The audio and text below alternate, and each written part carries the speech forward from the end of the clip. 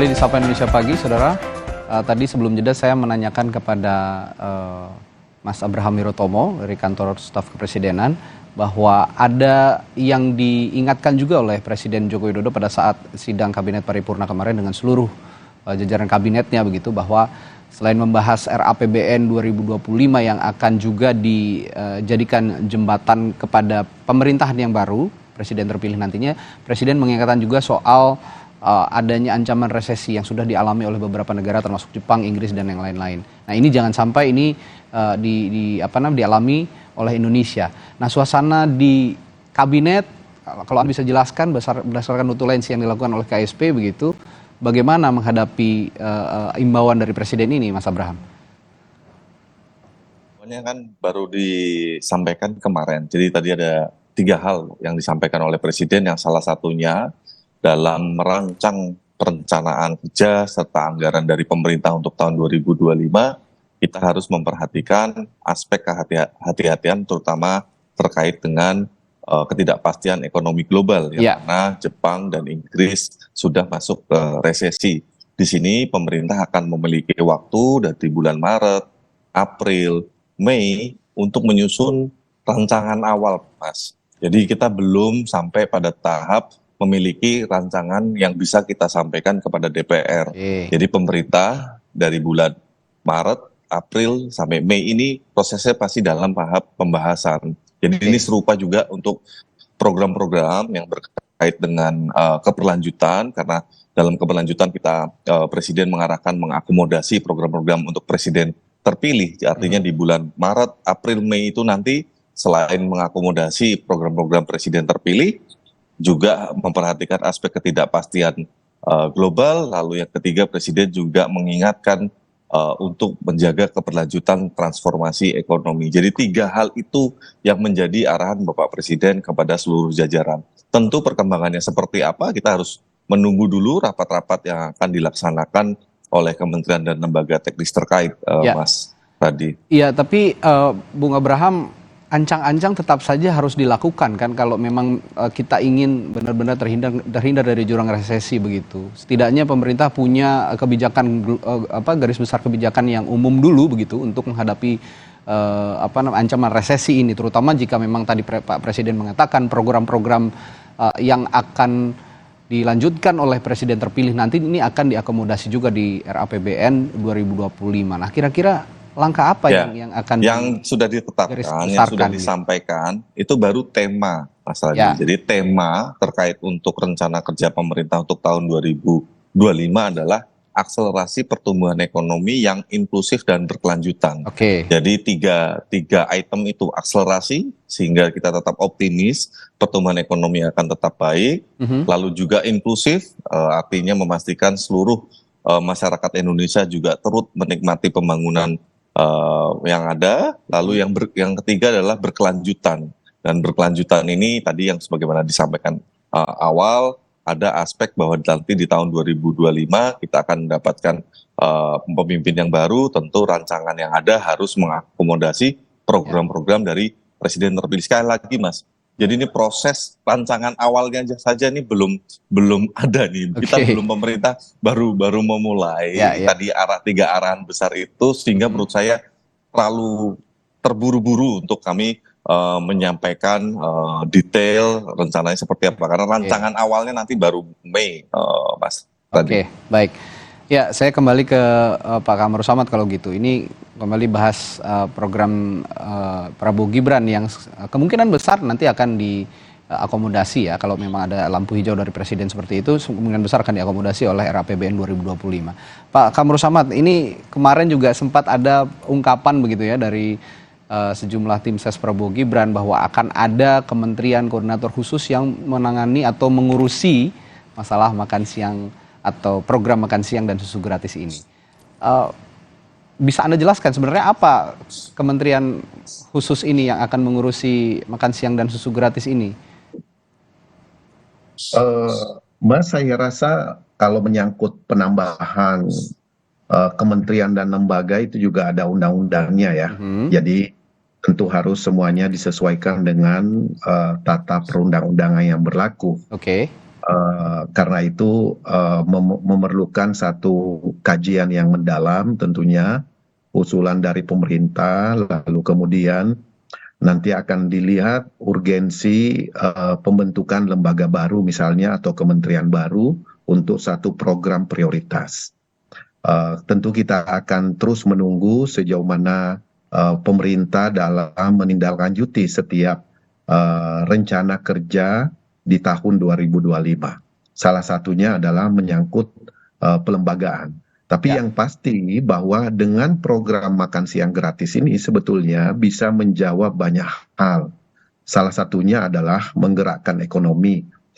Berapa banyak lapangan kerja akan tercipta dari industri maming misalnya, makan dan minum yang bisa jadi akan melibatkan UMKM di setiap kabupaten dan kota, pelaku usaha lokal, kemudian sampai kemudian turunannya, sumber bahan bakunya yang berasal dari para petani misalnya, lalu kemudian mulai dari petani padi tentunya, sampai tomat, sampai cabai dan seterusnya, bumbunya dan seterusnya, sampai peternakan menyangkut. Ini kan sesuatu yang memiliki trickle economic down ya terhadap pergerakan sektor real, dan ini menurut saya kita akan masih terus di DPR, kita akan menunggu pada waktunya pada masa sidang yang keempat kalau tidak salah pada bulan April Mei nantinya pemerintah akan mengusulkan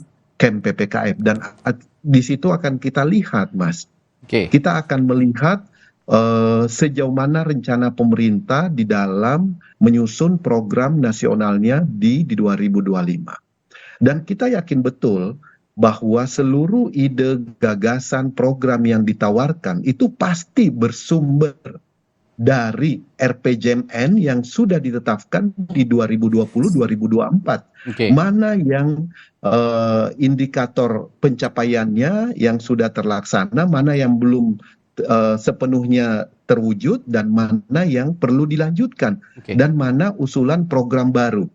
Nah, ini semuanya akan dikompilasi tentunya oleh pemerintah, dan kita akan nanti validasi kembali terhadap target-target yang akan dicapai di 2025. Kemudian yang tidak kalah penting lagi adalah pemerintah dalam hal ini dari DPR yang kita tunggu juga adalah rencana penerimaan negara di tahun 2025, skenarionya seperti apa untuk meningkatkan tax ratio dan menciptakan pusat-pusat pertumbuhan ekonomi baru yang kemudian bisa memantik peningkatan penerimaan negara.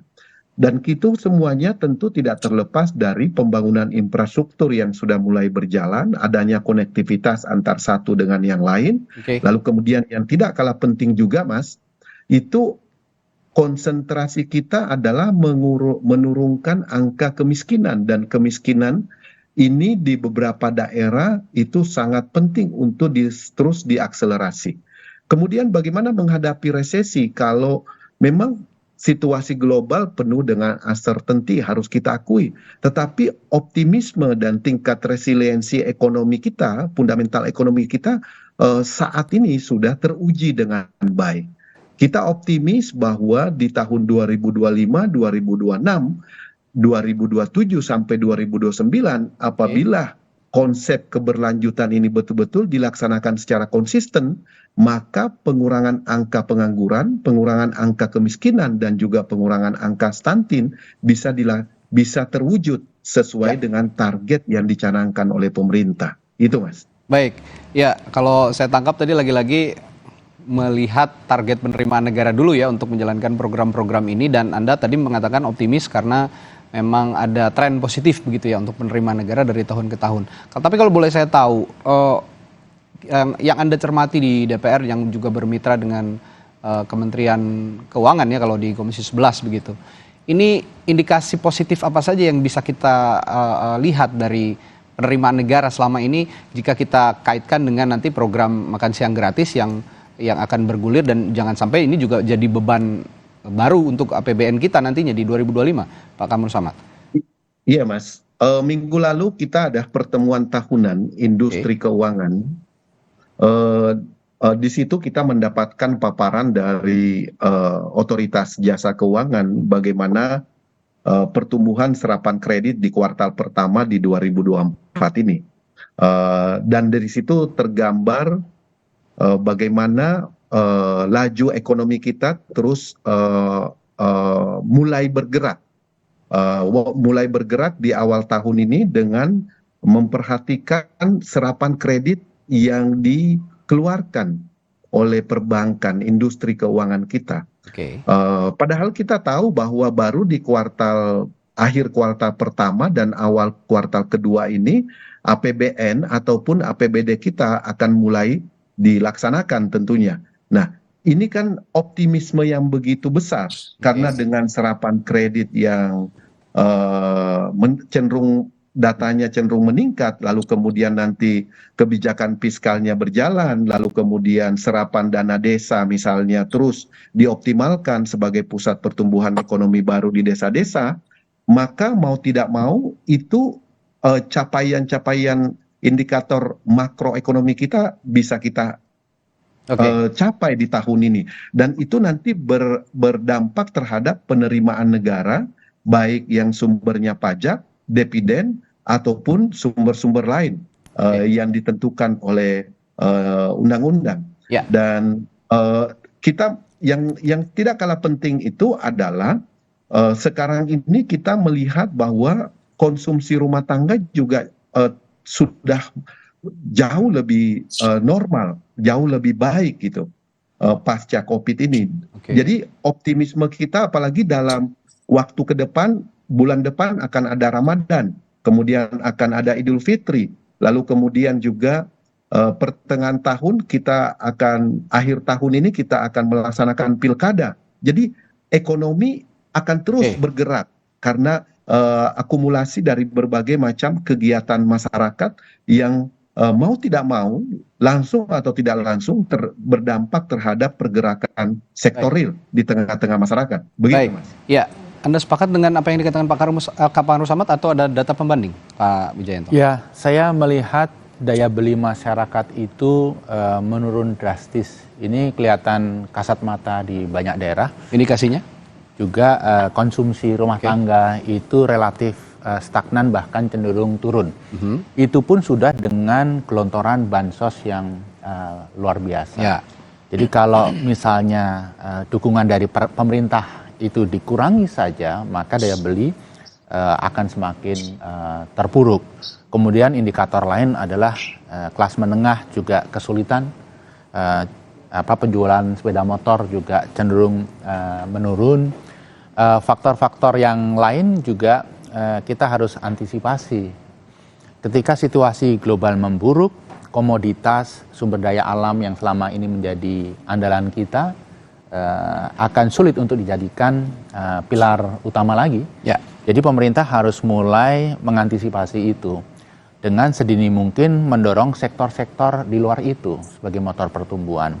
Menurut saya UMKM, kemudian retail, manufacture yang skala kecil itu harus mendapatkan perhatian. Permasalahan mereka selama ini adalah akses pasar, kemudian juga kredit dan lain sebagainya. Saya rasa ini perlu mendapat dukungan. Yang tidak kalah penting yang ada di tangan pemerintah adalah APBN. Jadi APBN yang menurut dugaan saya dari sisi penerimaan itu tahun 2024 ini akan mengalami tantangan luar biasa. Tax ratio kan turun terus. Tahun 2022 10,4, tahun 2023 10,22. Kemungkinan kalau tidak ada inovasi luar biasa, tahun ini akan turun lagi. Jadi APBN akan dalam kondisi sulit, fleksibilitas tidak terlalu lebar, sehingga APBN harus dimanfaatkan dengan sangat efisien. Tepat sasaran. Program-program yang akan dijalankan hindari betul duplikasi.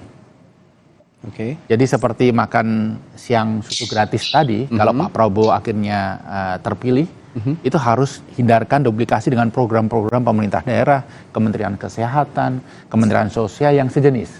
Misalnya sekarang ini sudah ada bantuan gizi sehat melalui puskesmas dari Kementerian Kesehatan. Bagaimana? Kemudian juga governance-nya.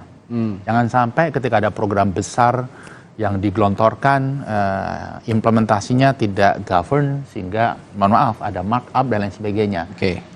Intinya, ketika kondisi ekonomi sulit, peran APBN kan makin penting. Jadi governance, efisiensi, menghindari duplikasi, ini merupakan prioritas utama. Oke. Ya, kalau saya lihat tadi juga berarti yang saya tangkap jangan sampai ada tumpang tindih program di kementerian lain begitu ya. Sementara di Kementerian Kesehatan, Kementerian Sosial, supaya nanti pos-pos anggaran yang ada di kementerian itu ya kalau memang ingin menggulirkan makan siang gratis dan susu gratis bisa dialihkan ke situ, begitu maksudnya Pak? Saya ingin cerita pengalaman ya, ketika Pak JK sebagai Wakil Presiden, saya staf khusus bidang ekonomi. Waktu itu Pak JK memimpin satu program menurunkan stunting. Seluruh kementerian yang terlibat, badan yang terlibat diundang. World Bank hadir sebagai observer dan menganalisis. Akhirnya muncul program penurunan stunting. Mas tahu anggarannya berapa? Berapa Pak? Negatif. Oh, karena kok bisa negatif? dengan mengintegrasikan program-program 7 kementerian lebih tersebut, kita bisa muncul suatu program yang lebih efektif dengan biaya yang lebih rendah.